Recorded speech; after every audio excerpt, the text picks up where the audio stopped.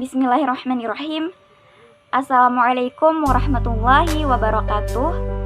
Perkenalkan, nama saya Safitri dari lokal PGMI 1B. Jadi di sini saya akan menjawab soal ujian akhir semester mata kuliah Pancasila oleh Muallim Ridhatullah Asy-Sya'bani MAG. Untuk soal yang pertama, bagaimana penerapan Pancasila dalam kehidupan berbangsa dan bernegara? Untuk menerapkan Pancasila dalam kehidupan berbangsa dan bernegara, kita sebagai warga negara wajib menerapkan nilai-nilai yang terkandung dalam Pancasila. Pancasila itu sendiri terdiri dari 5 sila. Yang pertama, ketuhanan yang Maha Esa. Yang kedua, kemanusiaan yang adil dan beradab.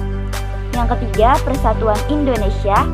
Yang keempat, kerakyatan yang dipimpin oleh hikmat kebijaksanaan dalam permusyawaratan perwakilan.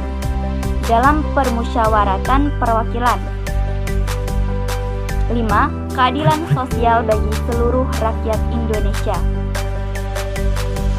Nilai dari sila pertama sendiri, yakni kita wajib percaya dan bertakwa kepada Tuhan Yang Maha Esa sesuai dengan agama dan kepercayaan masing-masing. Untuk nilai sila yang kedua, yakni sebagai warga negara Indonesia, kita tidak membeda-bedakan satu sama lain, yakni menjunjung tinggi nilai kemanusiaan tanpa membedakan ras, agama, suku, bangsa. Dan yang ketiga, nilai sila yang ketiga, yakni sebagai warga negara kita harus menjunjung tinggi nilai persatuan, kesatuan, dan kepentingan bersama di atas kepentingan pribadi dan golongan. Nilai dari sila yang keempat, yakni kita sebagai warga negara harus mengutamakan musyawarah dan mufakat dalam mengambil suatu keputusan maupun menyelesaikan masalah. Sedangkan untuk nilai dari sila yang kelima, yakni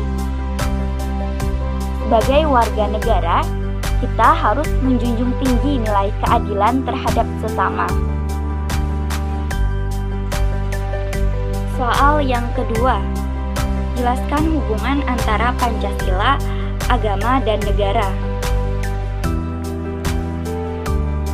Hubungan Pancasila, agama, dan negara, yakni ketika Pancasila memberikan kenyamanan terhadap hubungan antara agama dan negara.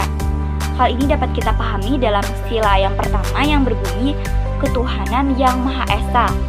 Lalu diperjelas lagi dalam pasal 28E Undang-Undang Dasar yang berbunyi setiap orang bebas memeluk agama dan beribadat menurut agamanya. Untuk soal yang ketiga, bagaimana demokrasi dan civil society yang ada dalam Pancasila? Berikan contohnya.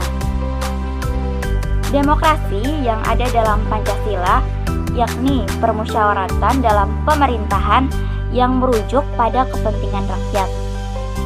Hal ini berdasarkan sila keempat yang bunyinya kerakyatan yang dipimpin oleh hikmat kebijaksanaan dalam permusyawaratan perwakilan.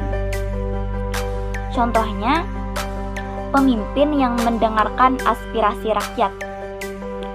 Sedangkan civil society dalam Pancasila yakni masyarakat madani yang menjunjung tinggi nilai-nilai Pancasila.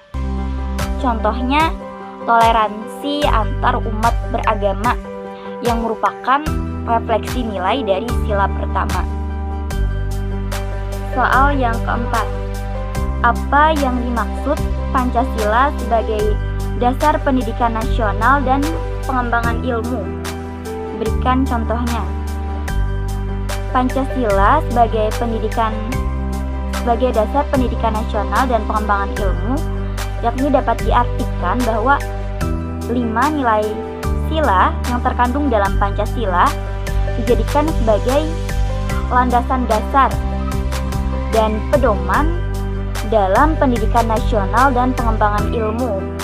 Contohnya, dalam pembuatan konten pembelajaran dilarang menyinggung sara, suku, agama, ras, dan antar golongan, sesuai dengan sila yang kedua, yakni kemanusiaan yang adil dan beradab. Soal yang kelima, berikan contoh hak asasi manusia dalam Pancasila. Contoh hak asasi manusia dalam sila pertama, kita sebagai warga negara Indonesia diberi kebebasan memeluk agama dan kepercayaan sesuai apa yang kita yakini. Dalam sila yang kedua, adanya persamaan hak dan martabat manusia tanpa membeda-bedakan ras, suku, bangsa, dan agama. Dalam sila yang ketiga, kita memiliki hak untuk merdeka. Dalam sila yang keempat, kita memiliki hak untuk mengeluarkan pendapat ataupun memberikan aspirasi kita. Dalam sila yang kelima, kita memiliki hak untuk memperoleh keadilan.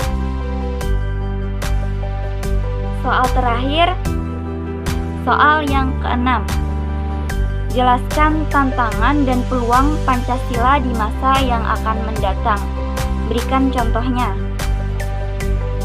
Tantangan Pancasila di masa yang akan mendatang, yakni ketika para pemuda mudah terpengaruh dengan ideologi-ideologi yang bertentangan dengan ideologi Pancasila, misal ideologi kapitalisme. Contohnya, eksploitasi di Papua yang dilakukan oleh perusahaan dari negara lain.